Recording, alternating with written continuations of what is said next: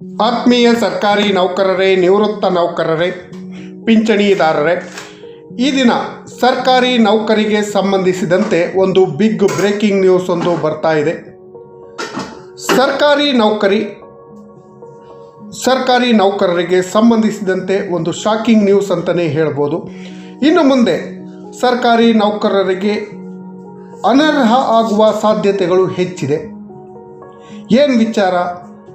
Supreme court ಸರ್ಕಾರಿ ನೌಕರಿ ವಿಚಾರದಲ್ಲಿ ಕೊಟ್ಟಂಥ ಒಂದು ಐತಿಹಾಸಿಕ ತೀರ್ಪು ಏನು, ಇದರಿಂದ ಏನು ಪ್ರಾಬ್ಲಮ್ ಆಗತ್ತೆ, ಏನು ಉಪಯೋಗ ಆಗತ್ತೆ ಅನ್ನೋದ್ರ ಬಗ್ಗೆ ವಿವರವಾದ ಮಾಹಿತಿಯನ್ನು ತಮ್ಮ ಮುಂದೆ ಶೇರ್ ಮಾಡ್ತೀನಿ.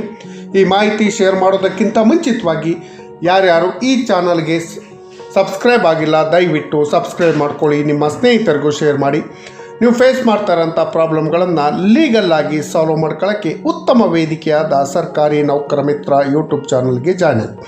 ಸ್ನೇಹಿತರೆ, ಪ್ರತಿಯೊಬ್ಬರಿಗೂ ಸರ್ಕಾರಿ ನೌಕರಿ ಪಡಿಬೇಕು ಅನ್ನೋದು ಒಂದು ಆಸೆ ಇದ್ದೇ ಇರುತ್ತೆ. ಸರ್ಕಾರಿ ಸಂಬಳವನ್ನು ಪಡಿಬೇಕು, ಜೀವನವನ್ನು ಉತ್ತಮ ಮಾಡ್ಕೊಬೇಕು ಅನ್ನೋ ಆಸೆ ಇದ್ದೇ ಇರುತ್ತೆ. ಈ ಆಸೆಗೆ ಸಂಬಂಧಿಸಿದಂತೆ ಮಾನ್ಯ ಸುಪ್ರೀಂ ಕೋರ್ಟ್ ಒಂದು ತೀರ್ಪನ್ನು ಕೊಟ್ಟಿದೆ. ಈ ತೀರ್ಪಿನ ಬಗ್ಗೆ ಸಾಮಾಜಿಕ ಜಾಲತಾಣದಲ್ಲಿ ಒಂದು ಲೇಖನ ಬಂದಿತ್ತು. ಅದಕ್ಕೆ ಸಂಬಂಧಪಟ್ಟ ಹಾಗೆ ಈ ದಿನ ವಿಡಿಯೋ ಮಾಡ್ತಾ ಇದ್ದೀನಿ.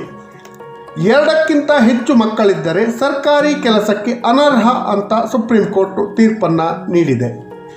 ಈ ತೀರ್ಪಿನಲ್ಲಿರುವಂಥ ಅಂಶಗಳೇನು, ಯಾರ್ಯಾರಿಗೆ ಸರ್ಕಾರಿ ನೌಕರಿ ಅನರ್ಹ ಆಗತ್ತೆ, ಈಗ ಹಾಲಿ ಇರುವಂಥ ನೌಕರರಿಗೆ ಏನಾದರೂ ತೊಂದರೆ ಆಗತ್ತಾ ಏನು ಅನ್ನೋದ್ರ ಬಗ್ಗೆ ವಿವರವಾಗಿ ನೋಡೋದಾದರೆ, ರಾಜಸ್ಥಾನ ಸರ್ಕಾರಿ ಉದ್ಯೋಗ 2 ಮಕ್ಕಳಿಗಿಂತ ಹೆಚ್ಚು ಮಕ್ಕಳನ್ನು ಹೊಂದಿರುವಂಥ ಅಭ್ಯರ್ಥಿಗಳನ್ನು ಅನರ್ಹಗೊಳಿಸುವಂಥ ನಿಯಮವನ್ನು ಸುಪ್ರೀಂ ಕೋರ್ಟ್ ಸಮರ್ಥಿಸಿದೆ.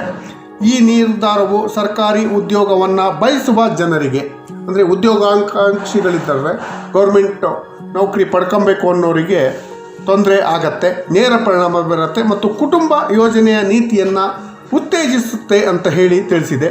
ರಾಜಸ್ಥಾನ ಹೈಕೋರ್ಟ್ನ ತೀರ್ಪನ್ನು ಸುಪ್ರೀಂ ಕೋರ್ಟ್ ಸಮರ್ಥಿಸಿಕೊಂಡಿದೆ.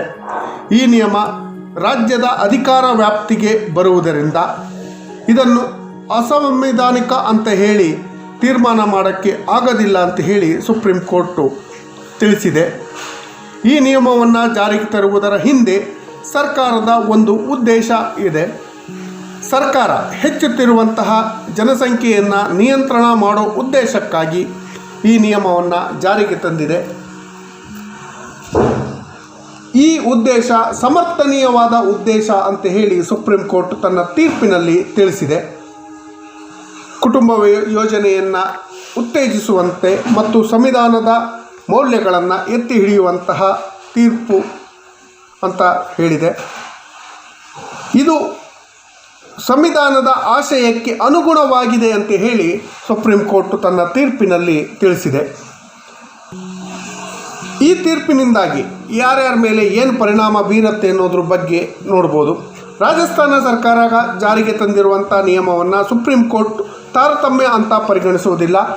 ಕುಟುಂಬ ಯೋಜನೆಗೆ ಇಂತಹ ನಿಯಮಗಳನ್ನು ಜಾರಿಗೊಳಿಸುವುದು ರಾಜ್ಯ ಸರ್ಕಾರದ ಪರಮಾಧಿಕಾರ ಅಂತ ಹೇಳಿ ನ್ಯಾಯಾಲಯ ವಾದವಾಗಿದೆ. 2ಕ್ಕಿಂತ ಹೆಚ್ಚು ಮಕ್ಕಳು ಇದ್ದರೆ ಸರ್ಕಾರಿ ನೌಕರಿ ನೀಡುವುದು ಅನ್ಯಾಯ ಅಂತ ಹೇಳಿ ಸುಪ್ರೀಂ ಕೋರ್ಟ್ ತಿಳಿಸಿದೆ. ಸುಪ್ರೀಂ ಕೋರ್ಟ್ನ ಗೌರವಾನ್ವಿತ ನ್ಯಾಯಾಧೀಶರಾದ ಶ್ರೀ ಸೂರ್ಯಕಾಂತ್ ಹಾಗೂ ಗೌರವಾನ್ವಿತ ನ್ಯಾಯಾಧೀಶರಾದ ದೀಪಂಕರ್ ದತ್ ಹಾಗೂ ನ್ಯಾಯಮೂರ್ತಿ KV ವಿಶ್ವನಾಥನ್ ರವರಿದ್ದ ವಿಭಾಗೀಯ ಪೀಠದಿಂದ ಈ ತೀರ್ಪು ಪ್ರಕಟವಾಗಿದೆ. ಭಾರತದ ವಿವಿಧ ರಾಜ್ಯಗಳಲ್ಲಿ ಉದ್ಯೋಗಿಗಳ ನಿಯಮ ವಿಭಿನ್ನವಾಗಿದೆ. ರಾಜಸ್ಥಾನದಲ್ಲಿ 2ಕ್ಕಿಂತ ಹೆಚ್ಚು ಮಕ್ಕಳನ್ನು ಹೊಂದುವುದು ಸರ್ಕಾರಿ ಕೆಲಸಕ್ಕೆ ಅನರ್ಹರು ಅಂತ ಪರಿಗಣಿಸಿದೆ. ವಿಶೇಷ ನಿಯಮ ಇದೆ. ಈ ನಿಯಮ ಹಲವು ವರ್ಷಗಳ ಹಿಂದೆ ಕೂಡ ಜಾರಿಗೆ ಬಂದಿದೆ. ಈ ನಿಯಮದ ಉದ್ದೇಶ ಕುಟುಂಬ ಯೋಜನೆಗಳನ್ನು ಉತ್ತೇಜಿಸುವುದು ಅಂತ ಹೇಳಿ ಇದೆ. ಯಾವ ಪ್ರಕರಣದಲ್ಲಿ ಈ ತೀರ್ಪನ್ನು ನೀಡಿದೆ ಅಂತ ನೋಡೋದಾದರೆ, ಮಾಜಿ ಸೈನಿಕ ರಾಮ್ಜಿ ಲಾಲ್ ಜಾಟ್ ರವರು ಮನವಿಯಿಂದ ಈ ನಿರ್ಧಾರವನ್ನು ಪ್ರಾರಂಭಿಸಲಾಗಿದೆ. ರಾಮ್ಜಿ ಲಾಲ್ ಜಾಟ್ ರವರು 2018ರಲ್ಲಿ ರಾಜಸ್ಥಾನ ಪೊಲೀಸ್ ಇಲಾಖೆಯ ಪೊಲೀಸ್ ಕಾನ್ಸ್ಟೇಬಲ್ ಹುದ್ದೆಗೆ ಅರ್ಜಿ ಸಲ್ಲಿಸಿದರು. ಆದರೆ ರಾಜಸ್ಥಾನ ಪೊಲೀಸ್ ಅಧಿನಿಯಮ 1989 ನಿಯಮ 24/4 ಅಡಿಯಲ್ಲಿ ಅವರ ಅರ್ಜಿಯನ್ನು ತಿರಸ್ಕರಿಸಲಾಯಿತು. ಏಕೆಂದರೆ ಅವರಿಗೆ ಇಬ್ಬರಿಗಿಂತ ಹೆಚ್ಚು ಮಕ್ಕಳಿದ್ದಾರೆ. ಇದಾದ ನಂತರ ಅವರು ರಾಜಸ್ಥಾನ ಹೈಕೋರ್ಟ್ನ ತೀರ್ಪನ್ನು ಪ್ರಶ್ನಿಸಿ ಸುಪ್ರೀಂ ಕೋರ್ಟ್ನಲ್ಲಿ ಅರ್ಜಿಯನ್ನು ಸಲ್ಲಿಸಿದರು. ಸುಪ್ರೀಂ ಕೋರ್ಟ್ ಅವರ ಅರ್ಜಿಯನ್ನು ವಿಚಾರಣೆ ಮಾಡಿ 2 ಮಕ್ಕಳಿಗಿಂತ ಹೆಚ್ಚು ಮಕ್ಕಳಿದ್ದರೆ ಅವರಿಗೆ ಸರ್ಕಾರಿ ಉದ್ಯೋಗ ಕೊಡೋದಿಲ್ಲ ಅನ್ನೋ ರಾಜಸ್ಥಾನ ಹೈಕೋರ್ಟ್ನ ತೀರ್ಪನ್ನು ಸರಿ ಇದೆ ಅಂತ ಹೇಳಿ ಮಾನ್ಯ ಸುಪ್ರೀಂ ಕೋರ್ಟ್ ಹೇಳಿದೆ. ಒಂದು ವಿಚಾರದಲ್ಲಿ ಇದು ಉತ್ತಮ ಬೆಳವಣಿಗೆನೇ, ಜನಸಂಖ್ಯೆ ನಿಯಂತ್ರಣ ಉದ್ದೇಶದಿಂದ. ಆದರೆ ಈಗಾಗಲೇ 2 ಮಕ್ಕಳುಗಳು ಆಗಿದ್ದೆ ಅವರಿಗೆ ಸರ್ಕಾರಿ ಉದ್ಯೋಗ ನಿರಾಕರಿಸುವುದು ಅದು ರಾಜ್ಯ ಸರ್ಕಾರದ ನಿಯಮಗಳಿಗೆ ಸಂಬಂಧಿಸಿದೆ. ಈ ಮಾಹಿತಿ ತಮಗೆಲ್ಲರಿಗೂ ಇಷ್ಟ ಆಗಿದ್ದರೆ ದಯವಿಟ್ಟು ಸಬ್ಸ್ಕ್ರೈಬ್ ಮಾಡ್ಕೊಳ್ಳಿ, ನಿಮ್ಮ ಸ್ನೇಹಿತರಿಗೂ ಶೇರ್ ಮಾಡಿ. ಧನ್ಯವಾದಗಳು. ಜೈ ಹಿಂದ್, ಜೈ ಕರ್ನಾಟಕ.